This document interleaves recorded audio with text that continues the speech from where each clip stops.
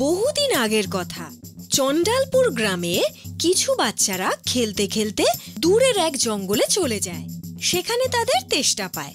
জলের খোঁজ করতে করতে তারা একটা পুকুরের ধারে আসে, কিন্তু সমস্যা হলো তারা জল খাবে কি করে। বারবার হাতে তুলে জল খেলেও তাদের পেট ভরছিল না। এমন সময় তাদের নজর পড়ল সেখানেই পড়ে থাকা প্রায় মাটিতে ঢাকা একটা কেটলির দিকে। তারা গিয়ে ওটাকে তুলে নিয়ে আসে আর নিজেদের মধ্যে বলাবলি করে, বন্ধুরা, এই কেটলিটা বেশ ভালো জল খাবার জন্য। জলও খাবো আর সঙ্গে নিয়েও যাব। আরে বুদ্ধ, পাগল নাকি তুই? দেখ কি নোংরা এটা। তাতে কি হয়েছে রুদ্ধু? ঘষে পরিষ্কার করে নিচ্ছি। ভেবে দেখ, সারাদিন আমরা কত দূরে খেলতে যাই, সেখানে যদি তেষ্টা পায় আর যদি জল না পাই তো? শুদ্ধ ঠিক কথা বলছে। দাঁড়া, আমি ঘষে পরিষ্কার করে দিই। তুই দেখ, এর উপরে নোংরাটা কিছুতেই পরিষ্কার হচ্ছে না। আরে নাম তো আমার বুদ্ধু, আর বুদ্ধুর মতো কথা তুই বলছিস? আরে পাথরে একটু ঘষে নে, তাহলেই দেখবি পরিষ্কার হয়ে যাবে।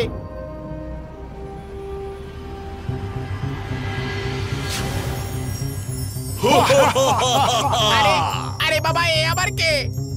তোর নাম যেমন তুই সেরকমই বোকা। আরে এটুকু বুঝতে পারছিস না? এর ভেতর থেকেই বেরিয়েছে। এটা আলাদিনের আশ্চর্য প্রদীপ থেকে বেরোনো জিনের মতো। যা চাস চেয়ে নে, আমাদের ইচ্ছা পূরণ করবে। তাই নাকি? তাহলে যা, আমাদের জন্য জল খাবার একটা করে গ্লাস নিয়ে আয়। আমি কিন্তু তোমাদের কোনো চাকর নই। কিন্তু তুমি তো এই কেটলি থেকে বেরোনো জিন। আমি এই কেটলির জিন নই, আমি শয়তান। শয়তান! আমি এই পৃথিবীর সমস্ত জিনেদের প্রায় শেষ করেই দিয়েছিলাম। তখন একটা জিন আমাকে তার জাদু শক্তি দিয়ে ওই জাদু কেটলিতে বন্দি করে দিল। এখন তুমি আমাকে এই কেটলি থেকে বের করে খুব ভালো কাজ করেছো। এবার দেখবে এই পৃথিবীর সমস্ত মানুষকে আমি কি করে ওই কেটলিতে বন্দি করি।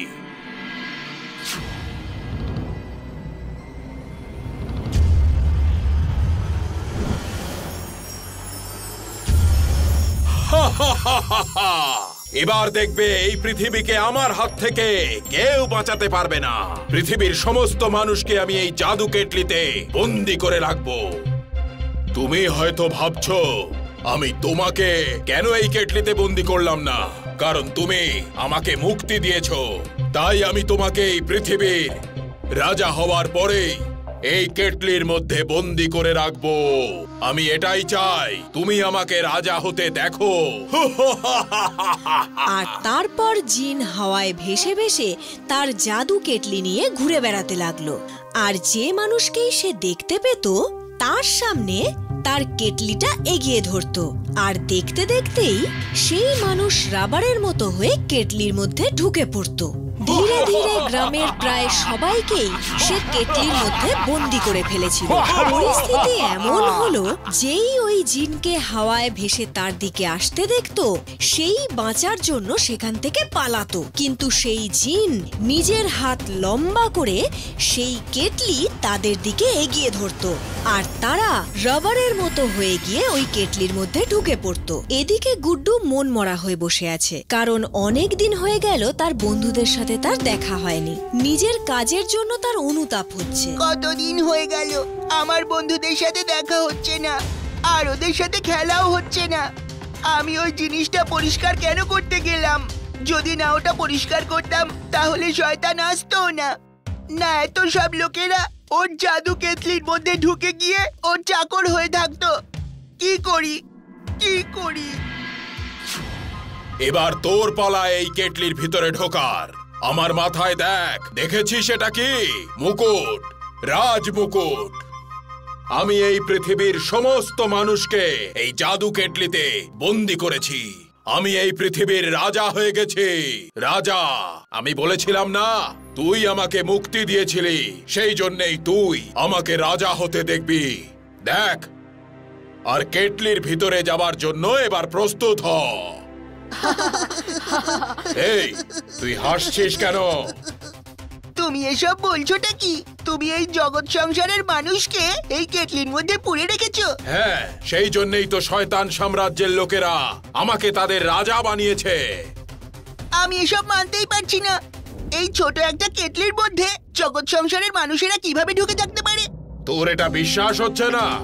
না, আমার তো মনে হচ্ছে যে আমার সব বন্ধুদের তুমি অন্য কোথাও লুকিয়ে রেখেছো। যদি এর মধ্যে থাকে তাহলে দেখাও আমাকে।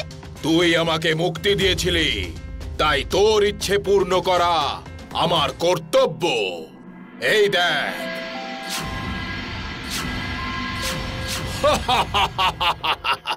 এবার বিশ্বাস হলো? এখনো আমার বিশ্বাস হচ্ছে না। আমার বন্ধুরা তো ছোট, কিন্তু আপনি এত বড়। আপনি এর মধ্যে কিভাবে ঢুকেছিলেন? নিশ্চয়ই আপনি অন্য কোথাও থেকে আমাদের সামনে উপস্থিত হয়েছেন। আজ আমি রাজা হয়েছি, খুব খুশি আমি। তাই তোমার সব প্রশ্নের উত্তর দেব। আমার চেহারা বিশাল, তাতে কি হয়েছে? এই দেখো আমি কিভাবে এই কেটলিতে ঢুকে যাই। বের করো, বের করো আমাকে। খোলো, খোলো, বের করো আমাকে।